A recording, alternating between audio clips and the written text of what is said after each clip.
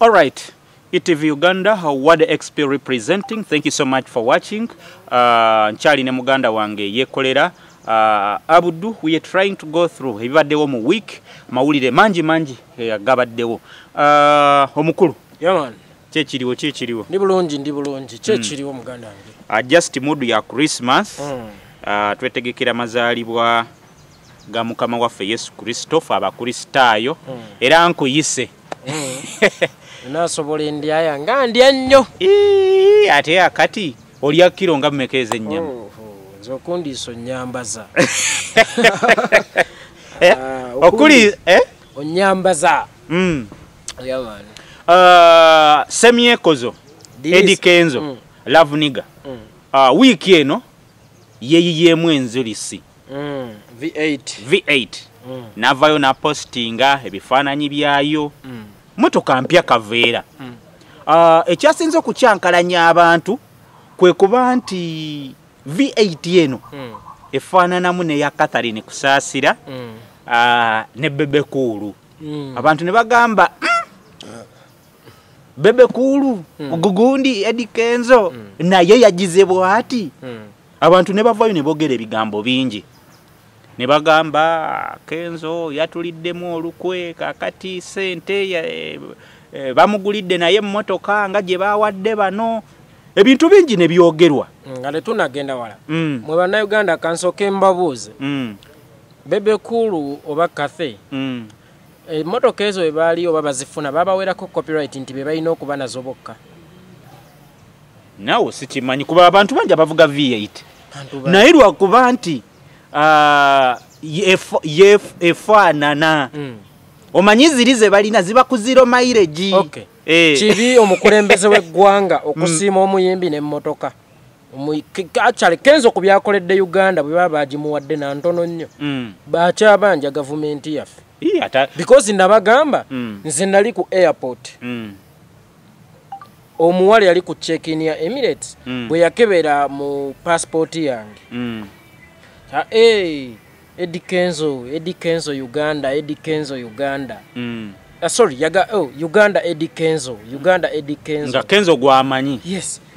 Which means nti ensi okubeera recognized oba omuntu ku defining ensi yo ayina kusooka kwogera kwani Kenzo.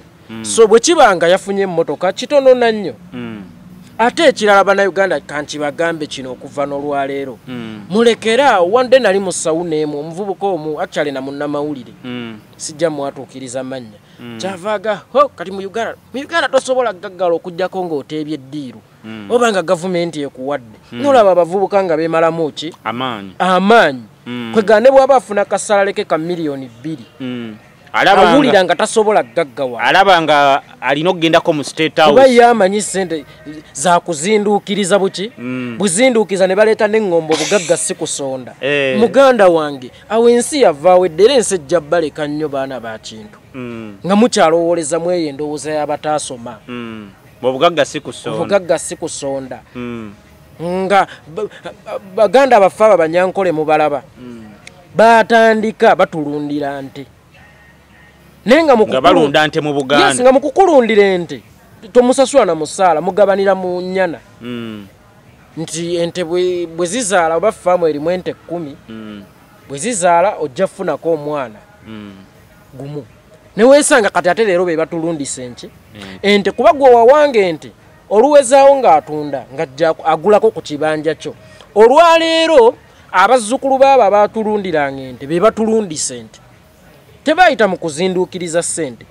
Bayita mu kukola ki? Mu kukola kutuletenkanya. Okukola n'okusonda. Mulekera awo endowooza y'obugagga si kusonda. Waliwo omuvubuka omu yambuzizza ekibuuzo eky'ekisiru. Nti Kenzo ali ku ssente zaffe za muyi wa musolo. Gwe kyoga gwasinga Kenzo okuwa omusolo. Bw'aba ali ku ssente za muyi wa musolo which means ali ku ssente ze. Kuba y'omu kubawo muki?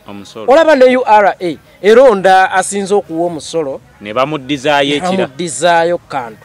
Kusinziira ku musolo gwakoze eki? So kati bw'ojja onoogijembukana mbu Kenzo ali ku ssente zaffe za muyi wa musolo. Gwamusinga okuwa omusolo. abamu bavuddeyo ne bagamba Kenzo Illuminati. In fact naye yavuddeyo na postinga nti bannange mulekerawo kumpeereza message nga zino. In fact ya postinze ku wolo ye ng'omuvubuka amugamba Kenzo njagala kunnyamba kuyingira Illuminati biki we bityo. Nataddewo emitwalo 5 olunaku lw'okwosaggulo omuntu ajja nannyonnyola ekigambo Illuminati kyekitegeeza. Jose Chameleone mwamwogerera nti agenda mu nnyanja musajja n'aba smart naye lwaki abavubi baavu abasiiba ku nnyanja bawoza nnyanja. Yes, lwaki abavubi baavu ate be basiiba ku nnyanja muga bagenda n'amagi abiri amagi gammeka ga nnusu ebi 5 genda kwata nnusu 10 obugagga obumale capital. Ekisooka mu Uganda Katonda takyakola amaanyi gonna mugawadde Sitaani. Buli kyamagero ekijja nga kirungi mukigabira Sitaani. Kenzo bwe yawangula BET Award mu mwaka gwa 2015 mwagamba nti Illuminati nembagamba award zategekebwa kuwangulwa muyimbi kuba zaali ku musingi gwa kuyimba. Kenzo muyimbi bwaba omuyimbi yawangudde award then lwaki ga Illuminati? Senga yali muzanyi wa mpira nga yawangudde award y'okuyimba then yali badde Illuminati kubanga abazze mu kintu ekitali kike. Naye award ewanguddwa muyimbi kuba yategekeddwa ku musingi gwaki gwa kuyimba which means nti ewanguddwa omuntu omutuufu. Okay, Kenzo Illuminati ebyo byogerwa n'abantu abatanega kosa internet. First of all twalonda ku Twitter hashtag mujijjukira Pick Eddie kyemugamba Illuminati yamusindika ne muffe abalonzi. Award yaffe bannayuganda ffe twagironda which means Uganda yonna n'abagirimu naffe tuli ba Illuminati because ffe twakola ki ffe twalonda. Ekirala buli kyamagero ekijja bwe munakiwa Sitaani mugenda kumalamu abavubuka abato amaanyi agakola balowooze nti ne bw'okola otya tosobola gaggawala olina kugenda mu Sitaani. N'ekigambo kyeboogera tewali asobola kutuula wano. Njagala ofuneyo omuvubuka omu ayogera ekigambo ekyo tumuwe platform wano omutuuze omuinterviewing omubuuze Illuminati kyeki. Abaana tebakyakola. Waliwo omuvubuka yatemako omuntu omutwe sijjukira lwe basiba Jeff Busia simanyi Jeff yamutuma omutwe. Niwesanga ne Kenzo yabadde ayogera yakitaddeko ku page. Niwesanga kati gwe sooka weebuuze omutwe gugaggawa bagutundawa. Ekirala kambabuulire kino omukisa oba okugaggawala bijjira mu bizinensi yo kyonna kyokola tosobola kutuula waka nongamba Sitaani akola agenda kundeetera ssente olina kusooka kukola ki kukola. Naye ng'ekisinga obukulu Mukama mumuleke banne mugenda munyiza kyovula ba Uganda tuli baavu. Mukama mwamunyiza dda buli kyamagero mukiwani Sitaani buli kirungi mukiwa Sitaani agaggawadde abawa Sitaani azadde abalonga abawa Sitaani awasiza omukyalo omulungi abawa Sitaani. Awo wennyini nga tukyaliko Kenzo waliwo Kenzo mwennyini yavuddeyo n'ateekayo obubaka. Omanye emboozi yamuyitiriddeko. Emboozi bwe muyitirirako yazzeeyo ku Facebook page ye na postinga mbadde nsaba alaba ETV Uganda ankusomere ku bubaka bwa muganda waffe naawe tutambule wamu naffe. Kenzo ya postinza ku Facebook ye n'agamba ya postinze wano Kenzo n'agamba I really do love people so much naye bambi abavubuka bangi bayina emitima eminafu oba lwaki. I have traveled so many African countries where people celebrate each other's hustle. Naye wano ewaffe n'olaba omuvubuka omuto ng'alina mindset enkyamu. Kiruma nnyo because kiraga future tegenda kubeera nnyangu. And politicizing everything won't take us anywhere. Nze ndowooza when you see someone like me hustled from zero to where I am mwandifunyeemu ekyokuyiga nti in life everything is possible as long as you work hard. That's why we share our achievements with you here on social media. But you guys take it the other way around. Kwegamba bambi Mukama atusaasire. Abo ba politicians are using you people for their own good. Kati nammwe ne muddaawo buli kimu ne mukiteekamu politics instead of working hard. Mutereze life zammwe muli mu politics. Nze omuntu asula teyeebase yatuya to another year. You are putting down my sweat because of politics. Mbasekeredde bantu mmwe muzanyise obudde mulimbuulira obubaka bwa Kenzo obuwulidde obubaka bwa Dirisa muwulidde agambye bannayuganda buli kyumba kiteekamu politics ekisinga obukulu kidda ku kiri kye tugambye Kenzo abadde ayimbira emitwalo gya $3 wabweru okumala emyaka emeka 5 gatta emitwalo gya $3 zesende mmeka mu Uganda zibaniyala emitwalo zibaniyala obukadde 100 teweerabira nti buli lwafuluma ati asobola okutambula ensi mmeka 5 which means adda n'obukadde bimeka 5 nga bw'ajjako emisolo management bla obukadde 2 tebumulema kukola ki kusevinga kakati gwembuulira wano mu Uganda omuntu asevinga milioni 2 buli mwezi alemererwawa okugula V8 ye milioni 3 okugula V8 ye milioni 3 okitegeera ekintu ekyo nti Nigeria abaana bavuga embiba Wizkid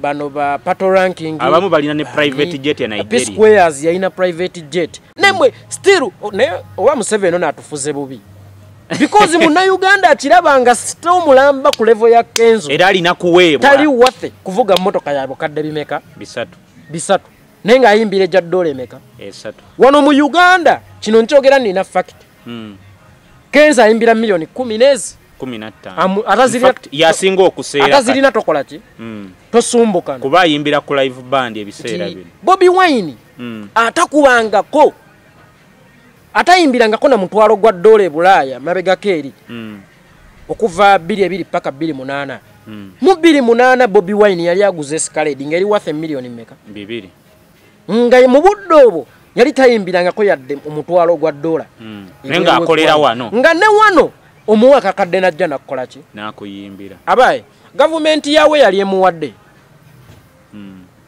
Jose Chameleon yavuga Escalade ne bebe kulu yagula hama yali era tanayingira nnyo politics oyo ye kubadda mwana we okay oyo tumuveeko naye ng'ekisinga obukulu Museveni atufuze bubi kirabika yensonga lwaki muna Uganda tannayiga nti ne music business oba president yabagabidde nnyo abantu bwagula emmotoka ey'ebbeeyi go si mawulire ng'olaba ali successful mu business ze wabula omuyimbi ali successful mu business ye ey'okuyimba bwagula emmotoka ey'ebbeeyi gamba baamuwadde agijjeewa mu state house kale which is okay okugijja mu state house kubanga at the end of the day la music yaba akoze eki yaba amututteyo nabo bagendeyo byebyo nno munnange naye mpoze ekira kyennyinza okwadvisinga muganda wange Dirisa Kenzo si buli kintu nti olina okwanikula osusse okuwa abamawulire emirimu naffe aboogezi osusse otuwa emirimu buli nsonga ffe we twalinga abato nga ku ssomero eyo oba ewaka ku kyalo nga wabaawo omulalu nga bagamba yegwe bannamande nga koogeza ova n'okiwa obudde oba n'otya mundekenze bannange erinnya likulemerako ebintu ebimu Dirisa bireke bikuyiteeko muganda wange Kenzo ng'atawulidde nti ekyokulabirako mukyalawo eksiwo mama w'omwana wo aba mukyalawo kuba bannamwandu wo obwofa Rema nti media zikubye Rema tumwogeddeko ebirungi n'ebiki n'ebibi naye atumye amawulire aganya otukola tayanukula otwanikula so ebintu ebimu obireka ne bikola ki ne bigenda abantu abamu ab'endowooza zaabwe oluusi baba baagala kukusuula ng'omuntu baagala kukozesa nsobi baagala kukukozesa baagala kukyankalanya mu ki bwongo music ono ne bino ebikogerwako gitwale nga kkooti nti looya w'omuntu omu ajja kuzannyira ku bwongo paka lwanakukozesa ki ensobi kakati buli lw'onaabanikula ennyo nga gw'okiyita okwedifendinga ogenda kukola ensobi ekirala funa ttiimu y'aba PR ogisasule ekkolero emirimu egyo goconcentrating afune social media team ku music wo ey'abakugu yes bajja kulwanira entalo zo kiki olina okupostinga ekirala manager wa Kenzo Martin Beta muhumuza mbadde nkusaba oyogereko ne muganda affe Kenzo nti ebimwogerwako nkimanyi bimuluma ng'omuntu naye anoonye engeri gy'akola ki gye mumukakkanyamu ekirala oluusi we mulabanga ng'embeera emuyitiriddeko social media accounts muzimuggyeko zonna byayogera bikosa branding eya Kenzo sometimes bigikosa sometimes bikola ki bigikosa kuba nti awo mu busungu oyinza okwogereramu ekintu ekinyiza owa side endala kyokka nga ate abadde akulaba ebbanga lino lyonna so toba n'endowooza egamba nti akasubi akamu we kava ku nnyumba tetonya because n'enkya bwe kunaavaako kamu gwe tojja kulowooza nti obubiri still ojja kulowooza kakyali katya kamu endowooza toba nayo mbadde nkusaba abantu abamu tobawa budde baleke boogere baliwo kwogera oli muti oguliko ebibala bali mu guweereza nkunyogo luli nga Kenzo yakava mu State House twasisinkanako naawe waliwo nenkugamba nti lwaki buli ava mu State House byayogera tebikwatagana nze nandirowoozezza nti bwe mba mbadde mu abagenda mu State House abasinga tebasooka kukkiriza kyabatutteyo agamba president wa ggwanga yatuyise nga abayimbi oba ng'omuyimbi okusima emirimu gy'enkola era abayise nga abayimbi okitegeera mu mbeera eyo ne buli avaayo ng'abadde vocal nnyo mugenda okulaba pressure ekendeera okay ekyo kankyani kulebwe nti ekyo kibanga omulokola abadde avuma obusiraamu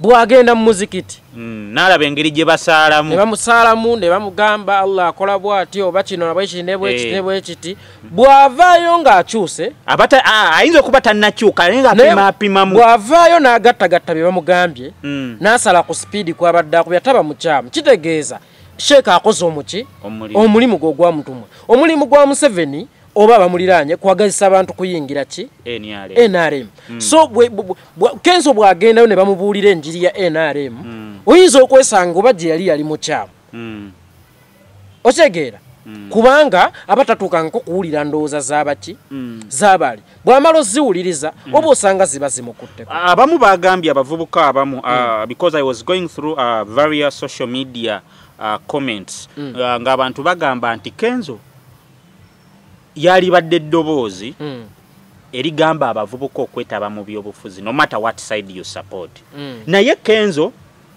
mu post ze agamba abavubuka kwesonyiwa politics so nga bino byonna bijjiddewo nga tusemberera 2021 tugambe nti Kenzo ng'omuvubuka eyandikoze omulimu gwe one sina kibiina kyempagira naye nzikiriziganya nti buli omu alina eddembe okuwagira kyayagala oba oli wa people power oba oli wa NRM oba oli wa FDC oba oli wa Jema oba oli wa DP it is your right under the Ugandan constitution okuwagira kyonna kyowagira Kenzo teyagaye bavubuka nti mwesonyiwe politics temugenda kulonda oba temu campaign ekyo tannakyogera naye agamba mwesonyiwe politics bogwe bazanya ow'ekijinga gw'abagamba okwesonyiwa actually abadde abagamba kulekera ku politicizinga buli kimu kiyingizaamu politics teri agaana kuwagira gwokola ki gwoyagala wabula ate obuzibu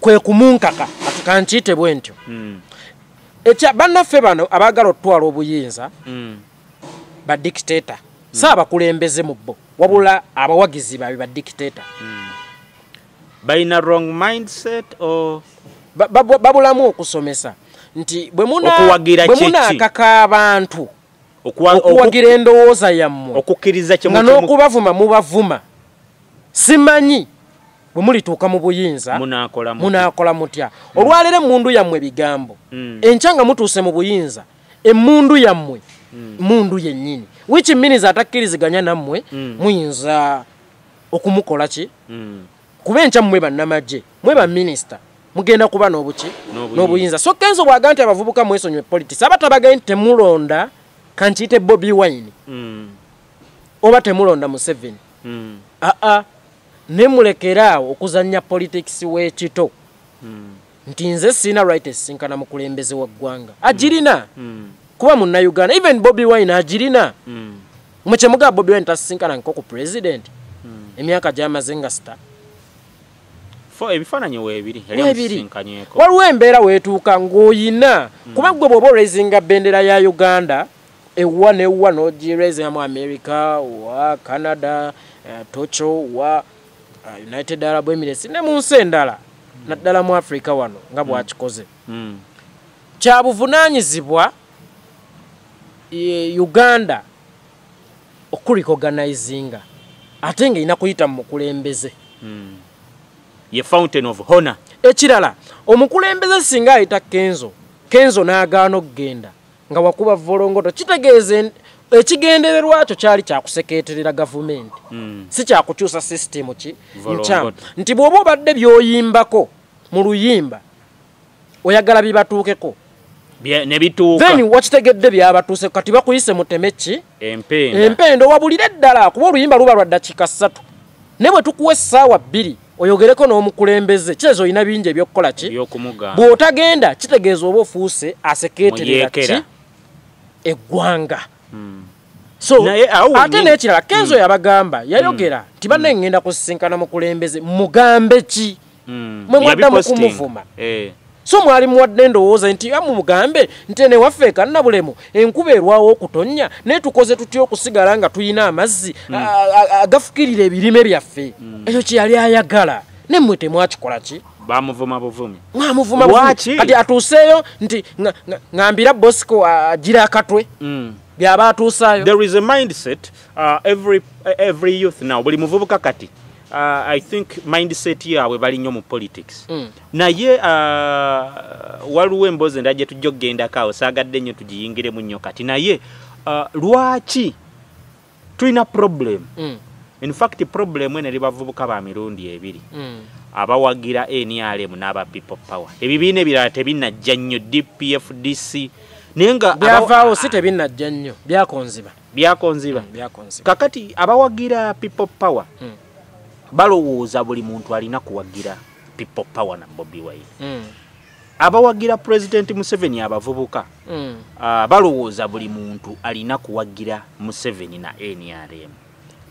balowooza nti gwe okuvaayo n'owagira ekibiina ekirala guba musango waliwo in fact neggulo Big Eye yavuddeyo n'agamba anyway emboozi tujja gireetamu oluvannyuma naye yavuddeyo n'agamba nti naye nabo banyigirizibwa ng'aba NRM n'agamba mu tayimu eno tafunye bivulu bulijjo byafuna yagenda ne mu America okitegeera ekintu ekyo yagenda e UK abantu ne bagamba promota singa muleka ku list bajja kwonoona ebintu n'agamba nabo banyigirizibwa ng'abawagira NRM Bobi Wine yekka yatayimba kakadde ekisinga obukulu kiri kimu nti abavubuka ab'omulembe guno siba NRM siba people power siba FDC siba Jema siba ki bayagala nnyo omuntu ayita obuugi amata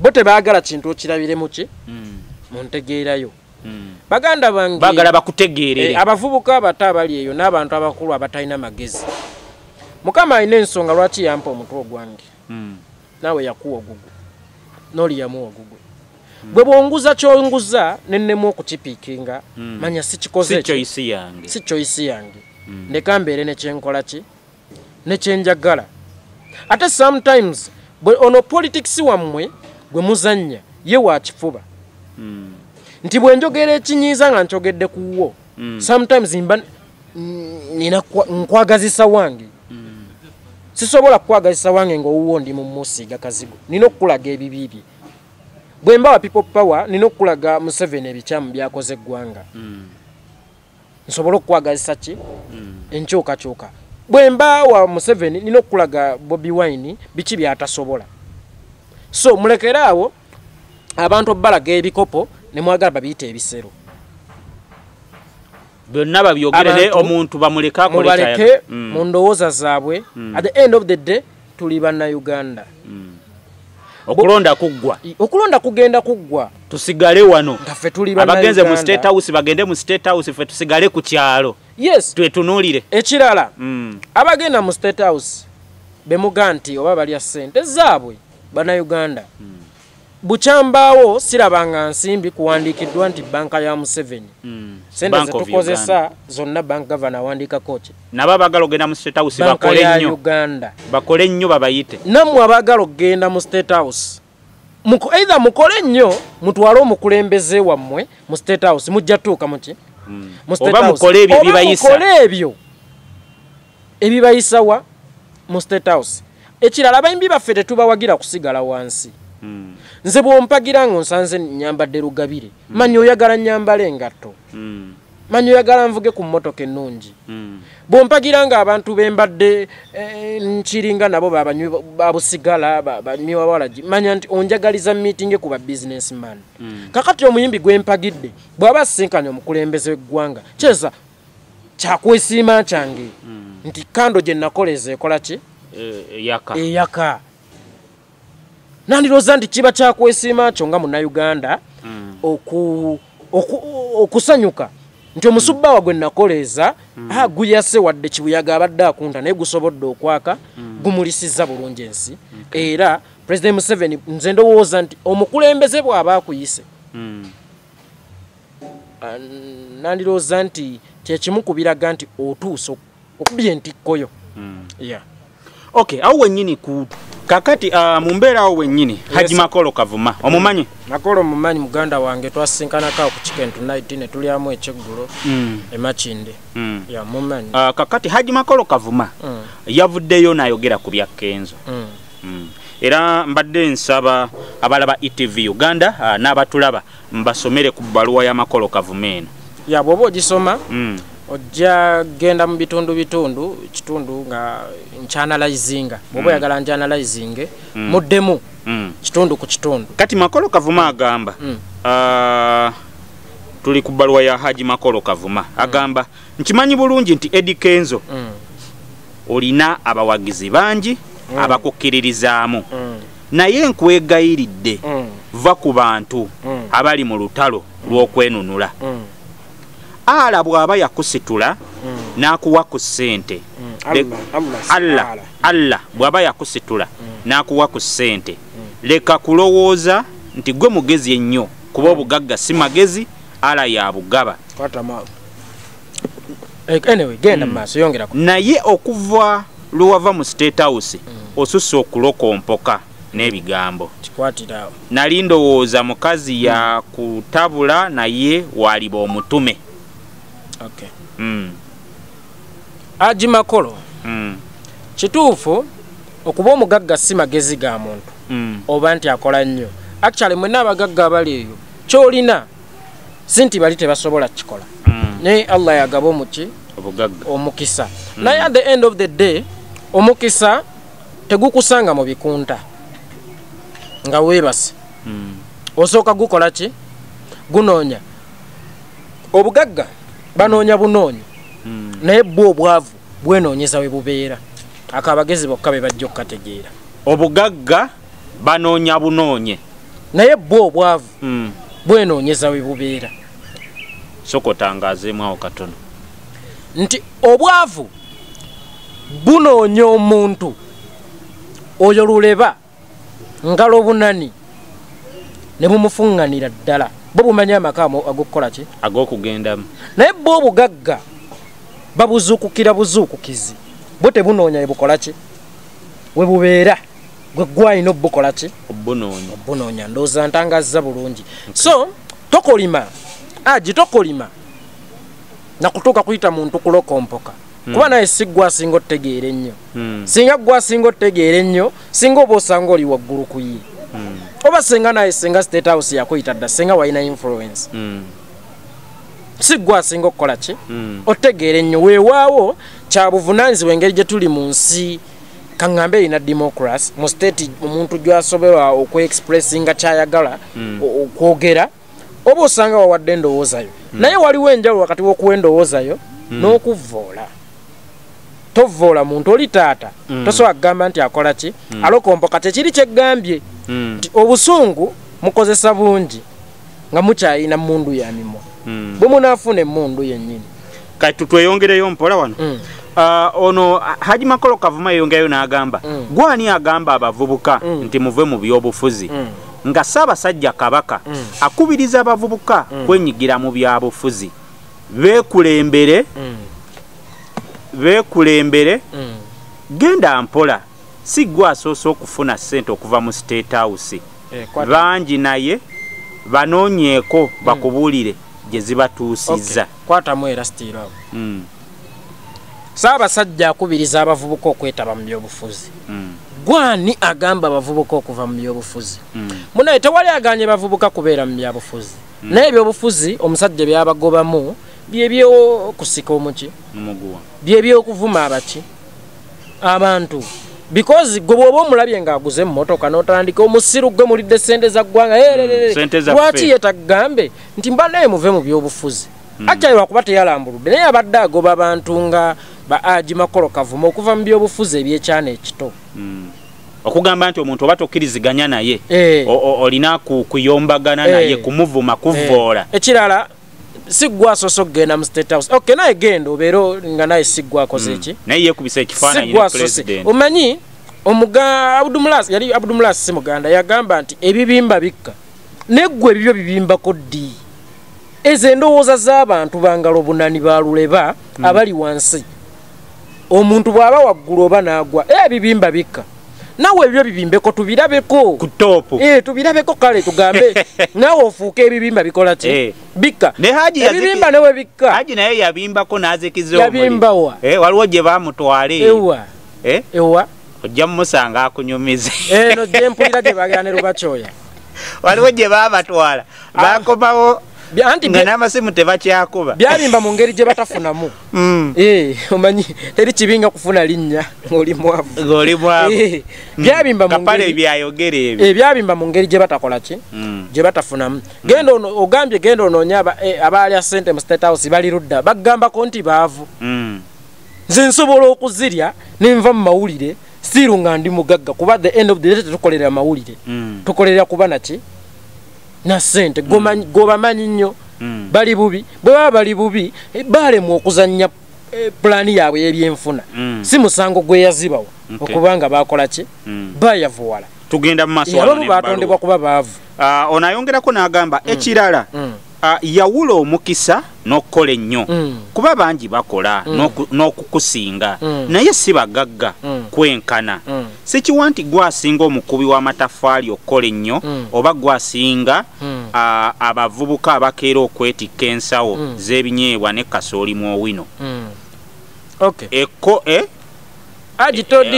baako wookoma agito discouraging abaana buli lwokola ekintu ekyo oba bamalamu amaanyi tikenso maama gwe tusinga okukola era bannange yayina nnyo fere tulina bavubuka mukusigale nga mukola mirimu gibajanjawo omukisa gugenda basanga ku mirimu gyammwe tabamalaamu maanyi nti oli atakola nnyo abasinga okufuna musigale nga mukola actually ayogedde bulungi yawula omukisa n'okukola ennyo empeke y'omukisa emu esinga ttani z'amaanyi mmeka 10 oba 100 empeke y'omukisa emu ezikola ki esinga naye ng'empeke y'omukisa eyo stiru ekusanga ku muki ku mulimu eyina yitira mu mulimo gwo that's why omuntu asobola okusanga omuntu alina edduuka gundi maama gye yalijja wakkulu gundi gye yalijja wakkulu maama nnyabo atunda nnyo naye erabira nti kale fine ne waaba atunda nnyo yasoose kuggulawo ki dduuka nti ne waaba mulogo obulogo yabukolera mu bizinensi ng'alina kyakola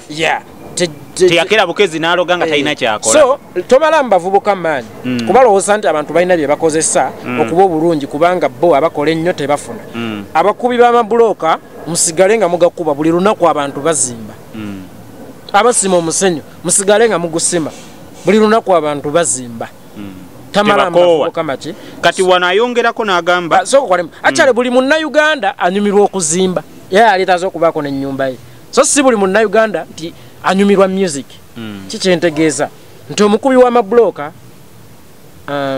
ayinza n'okuba asaasa okufuna okusinga omuyimbi kuba buli munnayuganda awunzika azimba omuyimbi omuki so si buli munnayuganda nti awunzika agenda mu bivvulu agattako wano nti Katikkiro yagamba dda guno omulembe abavubuka gwe bakyasinza okukola naye olw'okuba bannaffe abali mu buyinza basalawo ffe tufuuke baddu baabwe toyina kyoyinza kufissa so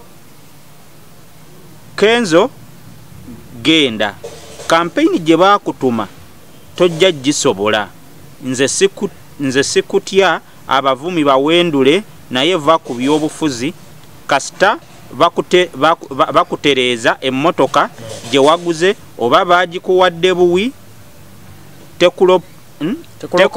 tekulokomposa wagamba togenda kuddamu kuyimbira wano okolawo ki Haji Makolo Kavuma okay. Wagamba togenda kuddamu kuyimbira wano okolawo ki Haji Makolo nze bwenkeera ku maca ne mpasa mukyala wange ne ngaamu bulungi ne mububi nonsondera embaga gwalina okunkaka nti kuuma obufumbo obwo nze nsobola okukeera ku maca ne ntaminatinga ki endagaano gye nakola mu kkanisa oba muzikiti olw'ensonga zange ye bw'aba yataminatinga contract gye yakola n'omutima gwe si musango gwe kubeera si gwe yamutuma okugikola ye waddembe okeera ku maca n'agamba mpumudde okuyimba enkya n'agamba nzizeemu okuyimba tulabye onani ono abakayimbira director wabakayimbira Charles James Senkubuge omanye ebivulu bye yakakola nga atusiibula naga mazee mvudde ku stage togenda muvunaana kubanga bwe yali atandika sigwa ina plan ye sigwa muwala ise abavubuka bakola naye tebafuna okay Haji Makolo Kavuma kituufu abavubuka bakola naye tebakola ki tebafuna oba osanga saagala kino nkivugire nnyo ku byabufuzi Kenzo muki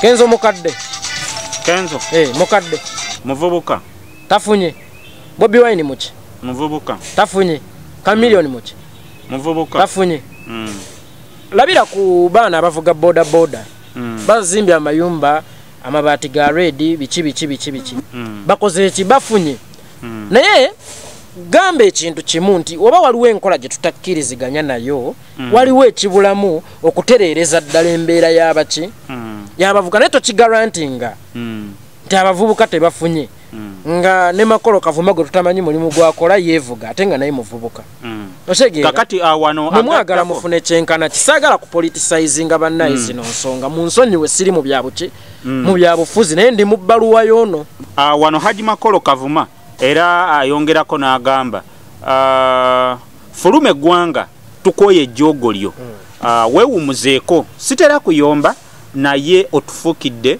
ekizibu mbw abavubuka muve mu byobufuzi simanyi na lwaki abantu bakyajja mu bivulu byo wano oyogera bubi komya akamanyiiro ndi munyiivu nnyo gwomanyi bana byabufuzi bo gye batuusiza eggwanga omukebe gw'emmotoka gye nsuubira nti gye baakuwadde yekwogeza ebyanjwanjwa ogwo mukebe bukebe si gwasoose okuva ku zero n'ofuuka kyoli toli wa kitalo n'ebyo byoyita eby'obugagga by'olowooza nti obikoze tebijja ggasa tebijja ggasa baana bo nga gavumenti eno ey'abanyunyunsi ekyaliwo genda onoonye abaana bazimwe Sebirumbi obabuuze Sembuule gwe wali obasinga obugagga nga bo tebagoba abantu mu byabufuzi gwani atugamba tuve ku byobufuzi bannange buli gwe muwulira abagamba muve mu byobufuzi bannange buli gwe muwulira abagamba muve mu byobufuzi bufuzi nga byebiba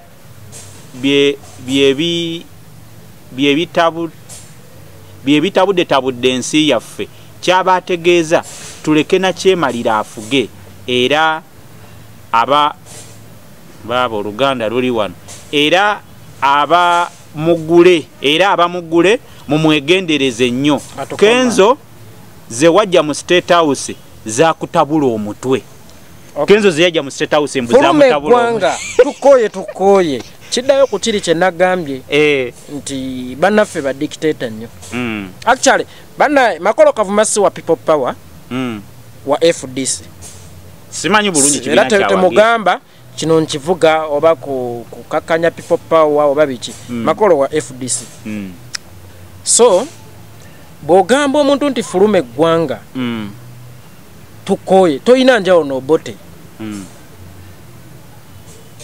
Mu mwaka 1966 muddeyo mwetegereza ebyafaayo Obote yawaŋŋangusa Ssekabaka Muteesa yali president wa Uganda mu biseera ebyo. Mu 1969 n'amulumba ku buwaŋŋanguse n'amuttirayo. Kikyentegeeza bw'oba oga Kenzo nti fuluma eggwanga tuviire nga tolina na mmundu kyeza bw'onoogifuna n'obuyinza obumugoba n'obusazaamu obutuuze bwe wano togenda mukkiriza kubeera muki mu ggwanga muno. So ng'omukulembeze gw'olwanyisa olwaleero mukamwana w'Obote ye minisita wa Kampala mu lishafu eno gye nalabye eya cabinet. Oyo mukyala abadde akola ku ministry y'ettaka Betty Amongi.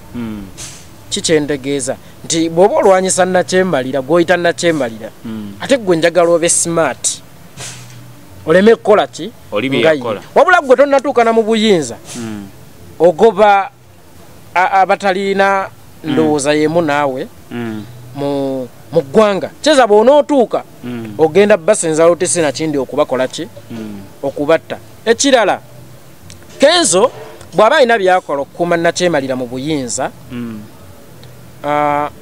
ebiseera ebisinga singa nze mba ŋŋenda mu ssabo nga gw'ogenda mu church oyinza okuba nga gw'oyita sitaani wange ye Katonda wange nga naye gw'oyita Katonda wo ye sitaani wange.